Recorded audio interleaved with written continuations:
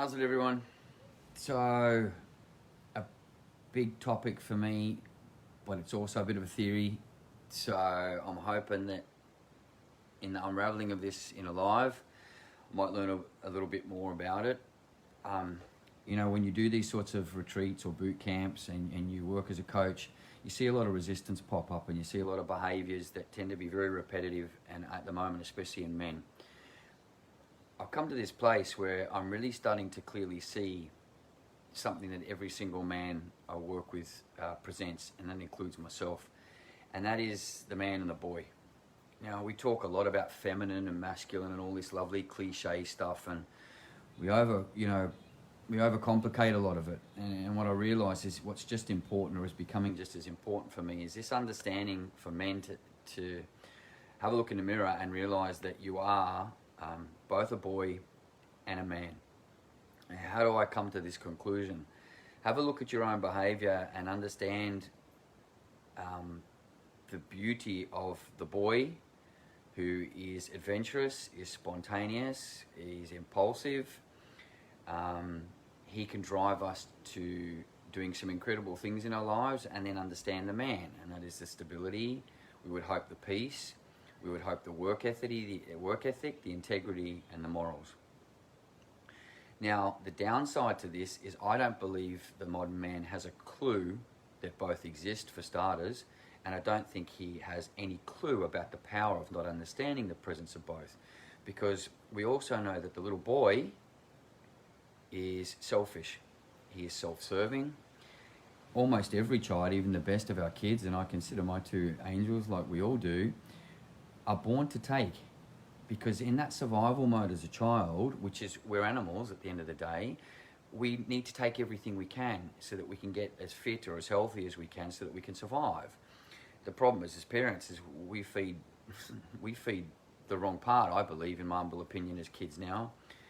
And so I guess what I'm trying to talk about here is when we don't understand that boy exists, the boy is the part of us that buys another 50-inch TV when we don't need it, or a new 50-inch TV after we bought one last year. The boy wants to buy another new car. The boy wants to go on another holiday. The boy wants to do all these fun things, all right? And don't for a second think, I don't want the boy to exist, because we need to honour the boy and his presence in our lives. But we need to be very aware of the power he's got, because when he goes into that self-serving mode and that selfish place, he disconnects, he's a shit partner, he's a shit dad, he'll be shit at work, and he'll stop giving to the world around him as well. And for me, this is a big part of where I see men lacking at the moment, is our acts of service. We're not giving. We're taking a hell of a lot, we're whinging a lot, we're resenting a fuckload, and we're blaming the world for the state of it. We've had a shit run in the last 30 years. Women have evolved, and we've sort of been dragged back a little bit. And for a while there, we probably didn't deserve it. But you know what? We can't go back and change the past. What we can do is right now start to have a look at who we are and who we've become. And if we can identify the presence of the boy and the thoughts that he has inside us and the feelings that that creates, then we can embrace that little boy and understand what he's trying to teach us. Is he trying to teach us that we don't understand what fear is and that we're actually scared of it? And as I typed in the comments here, we've become fearful of fear itself. We as men don't have the courage to say, I am scared.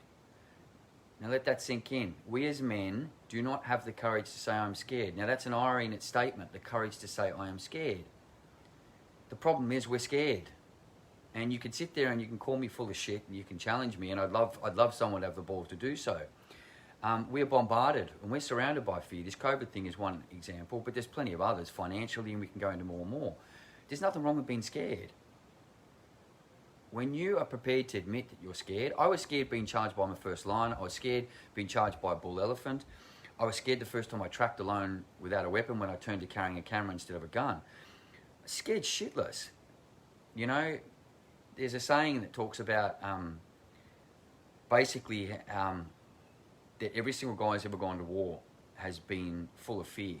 And it's how that fear governs his decisions that makes the difference.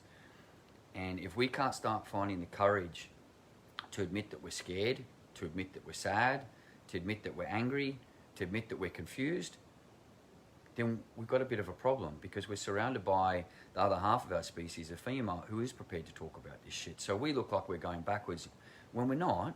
We're just stuck.